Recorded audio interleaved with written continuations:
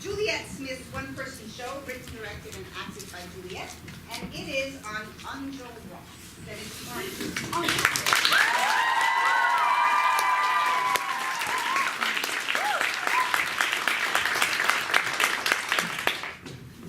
Mama, who is that man on the stage? He's a bad man, Angel Ross. He has opposed the king and his family. Oh. Who is the king? He runs France, darling. He takes care of his people and his country.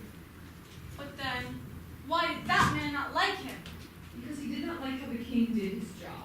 He thought everyone should be equal and that the king wasn't doing his job properly. Oh. So, people shouldn't be equal? Everyone has their own place in this world, Angel Ross. Some people have to be above others. The king understands this. Yes, Mama. Are we above others? Yes, darling, we are.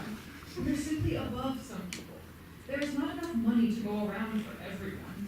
Do you think we should have to give up all we have worked for so that others may have our wealth? No, Mama. I'm glad you understand, Angel Ross. We are, by nature, above common people.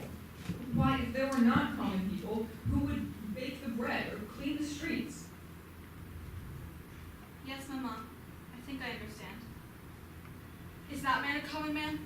Yes, Angel Ross, he is. He did not understand his place in life or respect the king. What is going to happen to him? He's going to get what he deserves, dear. Uncle Jean! Uncle Jean! Uncle Jean!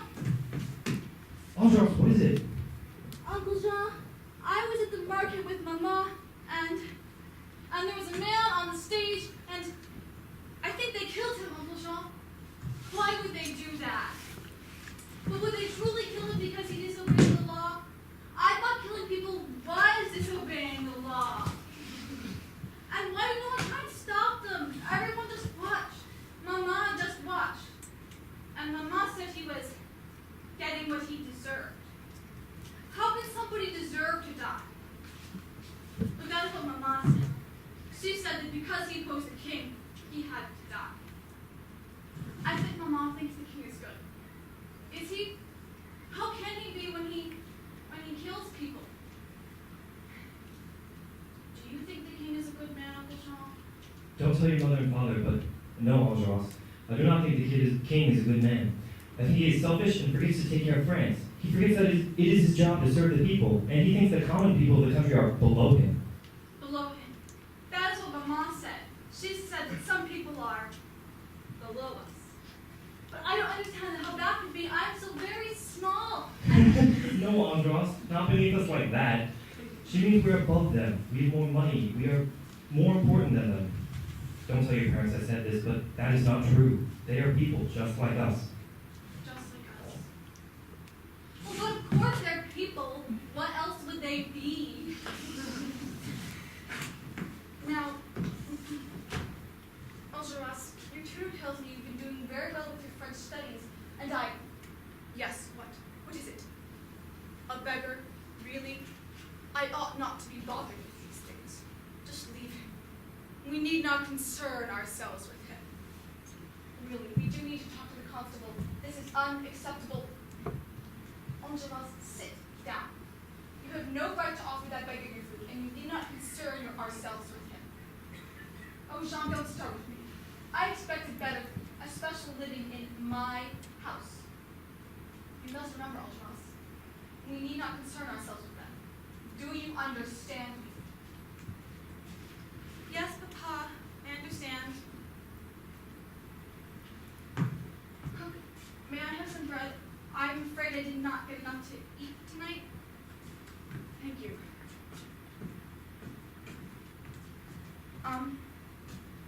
Excuse me? Sir, I brought you a loaf of bread. Excuse me? Sir? Uncle Jean? Uncle Jean?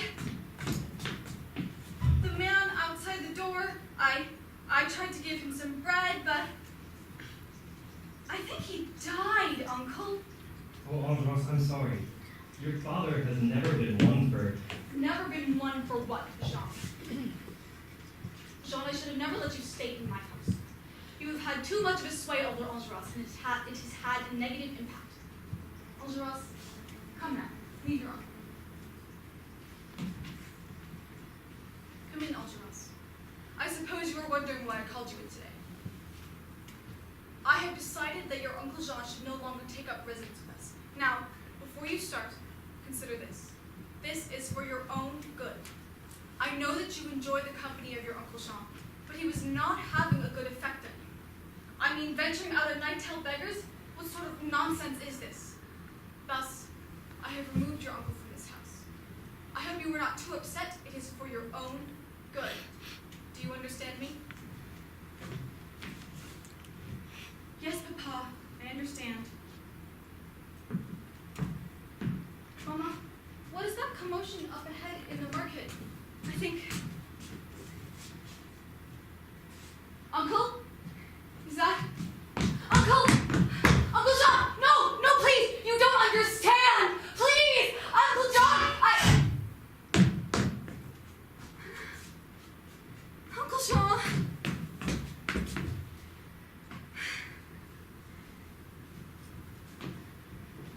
Hello.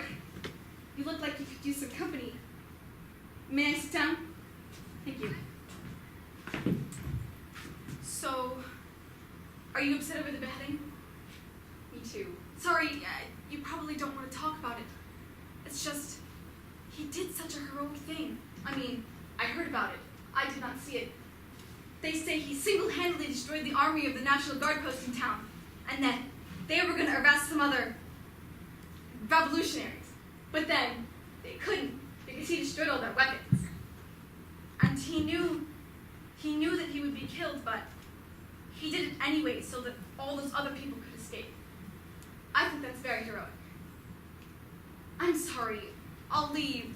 No, please. It's just... He was my uncle.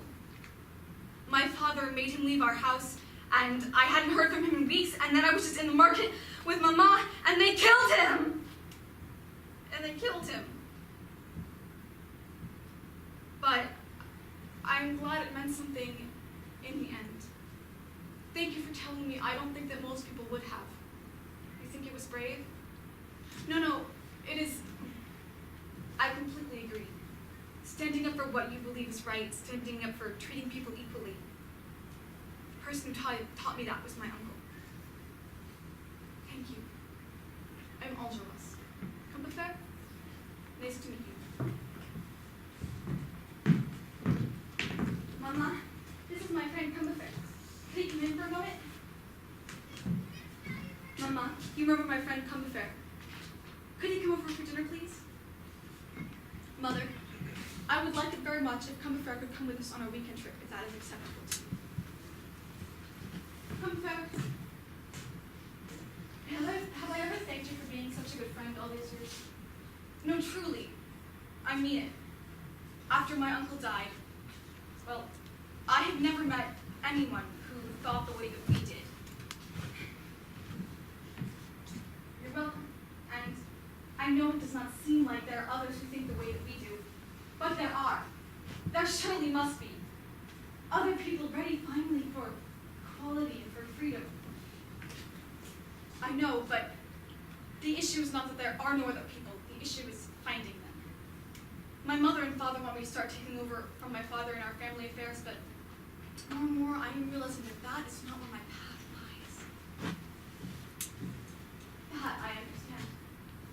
What if, Enjolras, what if we were to go to Paris and find others who think the way that we do? We could make a difference for what we believe is right. Paris? I have often dreamed of it, but we are not meant here to stay here and grow old. No, we are meant to go to Paris and be a force for what is right in the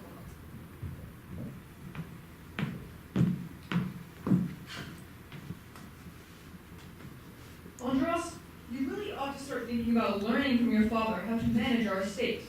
Mother, really, I'm hardly interested in that. You know that I... Enjolras, honestly, it's about time you start picking up your responsibilities around here. You can hardly sit in your room all day, only ever reading, only ever talking to Combeferre. You need more human interaction. maybe even find a girl. Mother, I am not going to go gallivanting about looking for a wife. I have absolutely no interest in anyone, and I am not going to follow father. Father. Yes, you heard what I said. I know what you want of me and what you wish for me, but that is not what I wish for myself. I plan on going to Paris and finding other people who believe in equality and freedom. You are wrong. The common people are not beneath us. They are people, just the way that we are. And they deserve the humanity of being treated as such, of being treated equally. No, Father, don't you dare blame Uncle Jean for this. I believe in this because I know in my heart it is what is truly right. Truly right. What do you know of what is truly right?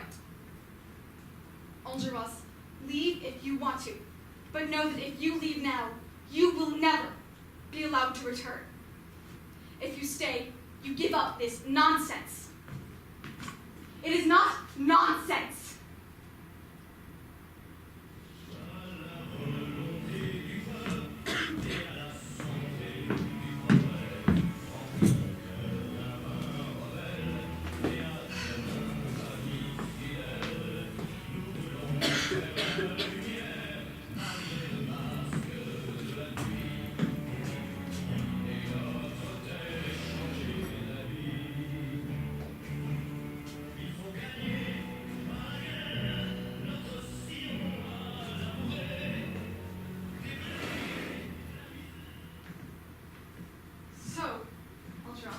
Now that we've come to Paris with little to no money, how do you intend to proceed?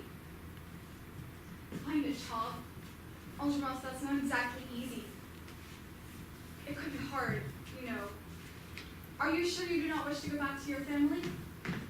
No, Combeferre, no. I would do anything but that. This is what is right, no matter how hard it may be. Hello, yes, I was wondering if I could find employment within.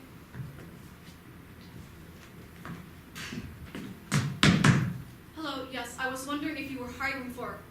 Well, your sign said that.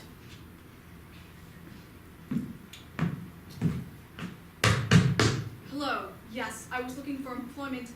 Well, I have been educated in the matter for years, sir, and I cannot believe another door is slammed in my face. Excuse me, sir, but I could not help but overhear you were looking for employment. Yes, sir, that is correct.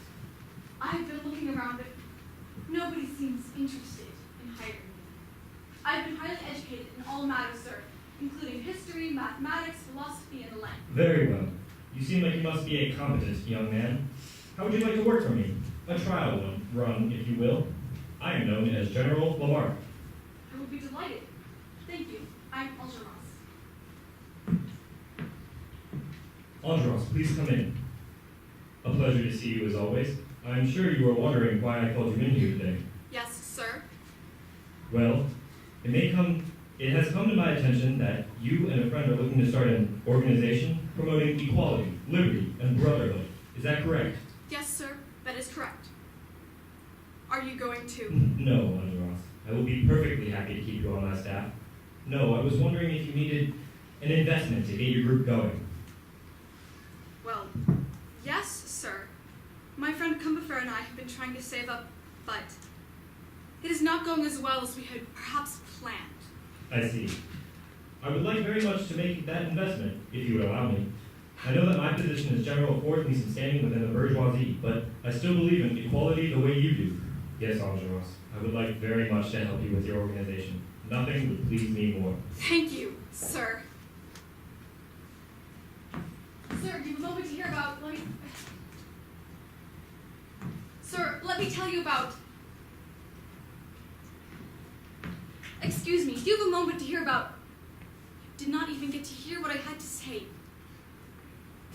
Very well, Combeferre, if it's so easy, why don't you show me how to do it? It's not so easy, is it? I'm sorry, that was rude. It's just frustrating. It is almost as if people don't care about helping those less fortunate than them. Excuse me, sirs. I could not help overhear you were trying to recruit people. Yes, sir, that is correct. Our first meeting is next Tuesday at the cafe down the street, the museum. It's possible you'll be the only other person there, if that bothers you at all. No, that doesn't bother me at all. I suppose I will see you there then. Good day to you, gentlemen. Good day to you, sir. Welcome, friends, to Les Amis de l'ABC. There are not many of you. In fact, there are 2. But I'm confident we will grow with time. Welcome, friends, to Les Amis de l'ABC. I'm happy to see a number of new faces in the crowd, and with your support, we will continue to grow. Welcome, friends, to Les Amis de l'ABC. There are a number of new faces in the crowd, and I will briefly, for your sake, explain what we do here. We are a group comprised mostly of students, focused on bringing out the equality that our nation so grievously lacks. We believe in a better tomorrow. We believe in equality, liberty, and brotherhood. Commissaire, we need a plan. I feel aimless with no plan of action. I know we did distribute pamphlets all this past week, and I know that we did talk to General Lamarck, but I feel restless. There's no time for idleness. I cannot just sit here and do seemingly nothing. I know, Enjolras, I know. I was talking with General Lamarck last week, and he says he's been working with some of the bourgeoisie. It is possible that something big is coming, Enjolras. He denied to tell me what it was, but I think it is very important. As much as I trust Lamarck, I do not know that I want to put my faith in the bourgeoisie. They are nothing but trouble, and nothing but selfish. I have been talking with some of the other leaders of the revolutionary groups from the fair, and they say it is possible that revolution is coming. They talk of giant barricades of furniture in the streets of Paris, real, organized revolution, and I think we should join them. But of course, you were right. Not without a sign. Something to gather the people to arms, to bring them in line. Welcome, friends. I have been talking with some of the leaders of the similar organizations, and we have discussed that it is possible that revolution is coming. We talk of real, organized revolution, taking a stand, making a change, breaking barriers. Lamarck is dead!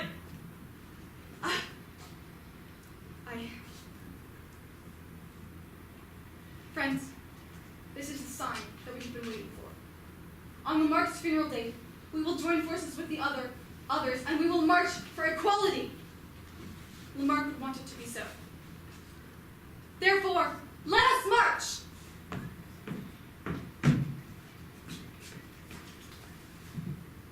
Equality! Liberty! Brotherhood! Death to the monarchy! We will not be silenced! Friends, let us build our barricade upon these streets. Take whatever furniture you can find, and we will make our mark.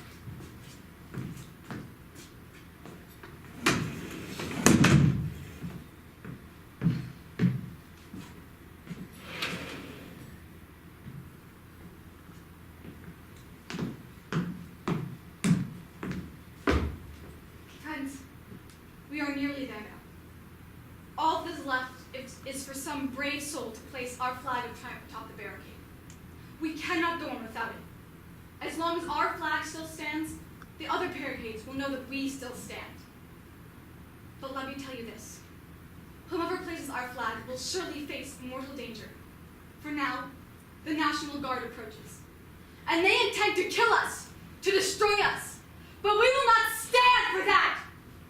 We stand for equality, liberty, brotherhood, and we will declare ourselves openly as such. Who will place our flag atop the barricade? No one? Very well, friends. It is I that will do it. No, Enjolras, no. You must not do it. You cannot do it. Let it please be somebody else but you. But it cannot be you. No, Commissaire. It must be me. This is my cause, my duty. I will place our flag. No, Enjolras, very well, Enjolras. Thank you, friend.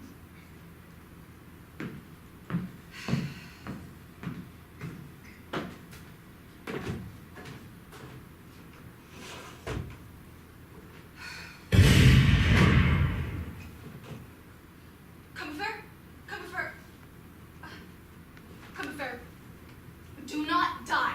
You are not allowed to die. Combeferre, don't be ridiculous. You are going to see the dawn come with me, and we will have equality, liberty, and brotherhood, just the way that we always dreamed of. Combeferre! Combeferre, please! I need you.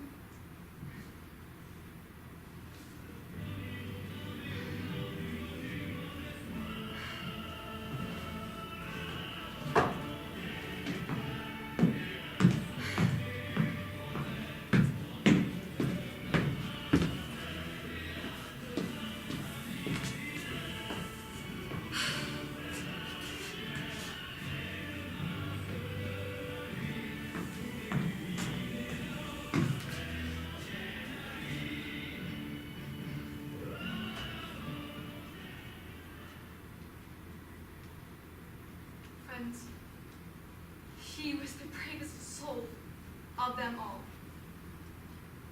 If you had not cause to fight before, you surely have cause now.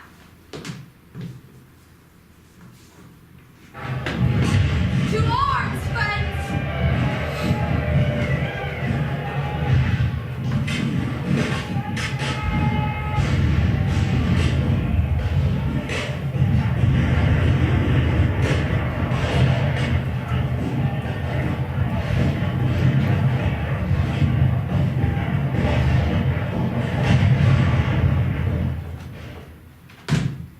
Friends, for the moment they have gone. Listen, I will not ask any man to stay here with me against his will. Leave now if you desire to do so. Enjolras, we would never leave you. We stay because we, like you, feel that this is the right thing to do. Thank you. Friend. You, take the watch. They will not attack until light comes. And then, at the dawning of a new day, we will have our victory.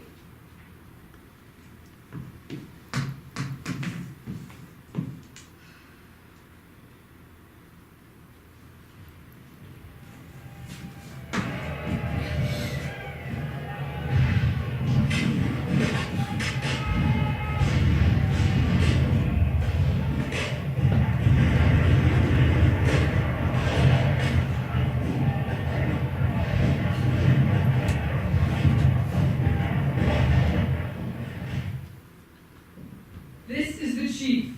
This is your last chance. Your friends are all dead.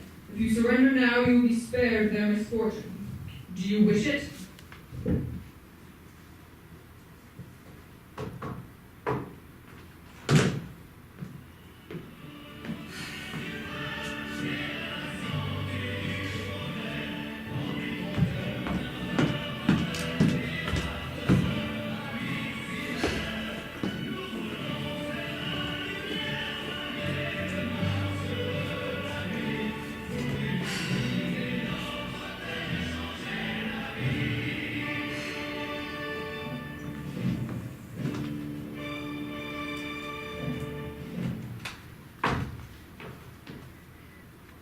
Shoot me.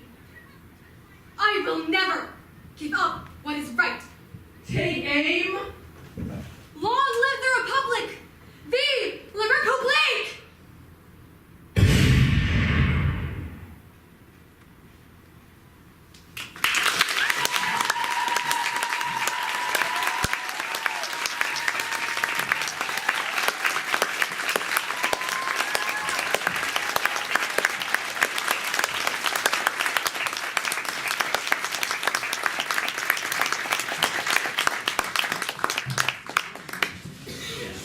So move forward if you're in front, so.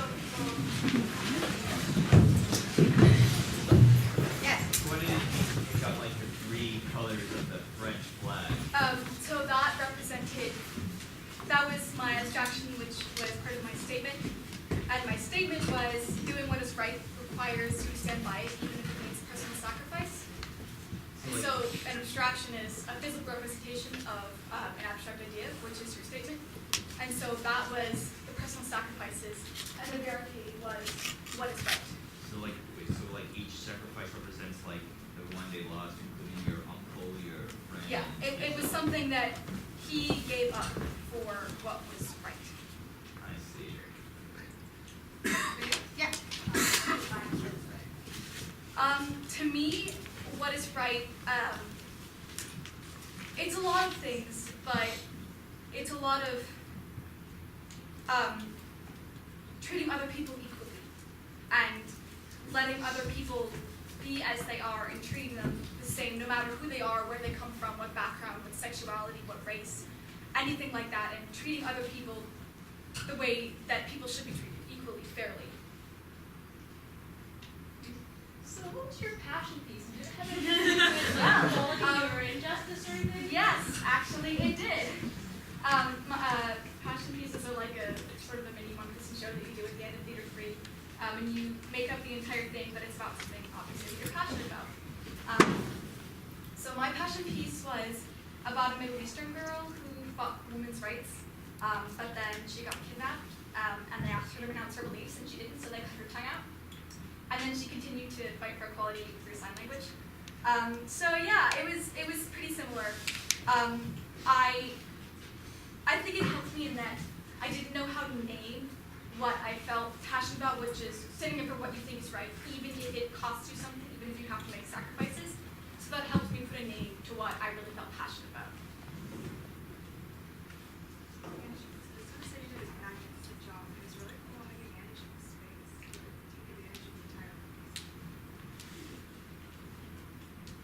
Where did you get that nifty outfit? Fun fact, this is from the Yorktown costume closet, which you may have seen in Widow Renter, but I can neither confirm nor deny.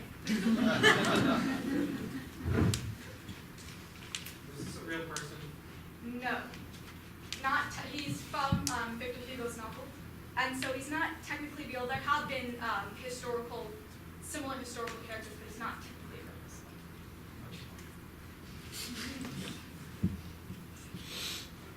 What was the most fun part of the process for you? Probably working with my outside eyes. They're amazing and wonderful, and I love them. It was also, I love working with my outside eyes. That was great, but I also really loved working with the material because I love my biz. I'm really passionate about everything about it. And it was sometimes hard choosing what I could put into my one-person show and what I had to leave out. There were a lot of things I had to leave out, and it was making me really sad. But it was definitely working with my outside eyes and getting to work so familiar with material that I love. What was the most challenging part of the process for you? Writing. I like to write. I mean, I write all stuff like that, but like playwriting is not quite my strong suit as much. So definitely writing and writing in historical tone of voice was a struggle. Also, making Margot take deep breaths is hard. But writing is probably the most difficult thing. What was the biggest sacrifice in terms of story that you had to make in order to make your show right? Definitely, definitely Gruntair. So Gruntair is this one character. He's in the Amis, and he's not like a typical character typical person that you would think would be in the Amis. He's really cynical. He's drunk all the time. He doesn't really believe in anything, but he believes in Ultraviolet, and so he stays because he admires him, and he believes in him. And so I really love the complex relationship that they had. It's kind of like two sides of the coin. But I just couldn't put him in my show because it did not fit my statement at all, and I was so sad about that. Definitely all the other Barricade Boys was a struggle to give up, but it just didn't fit my show, so I had to come to terms with it. Who else did you consider? I considered a few similar people. I most closely considered Louise Michelle, who is kind of the real life and female version of him, of Ultraviolet, and in a slightly different time period. And I almost did her when I was choosing between the two of them. I was like, okay, I'm gonna do her. But then I had the thought, if I don't do Ultraviolet, I will be sad for the rest of the process because I love Les Mis and I love the character and I love Victor Hugo's work so much, I knew that I would regret it if I didn't, so I did him. I also considered, however, Joan of Arc, and I also considered Antigone.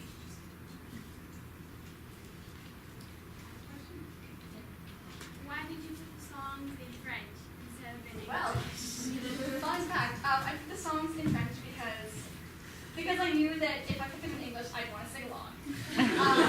I also like the original French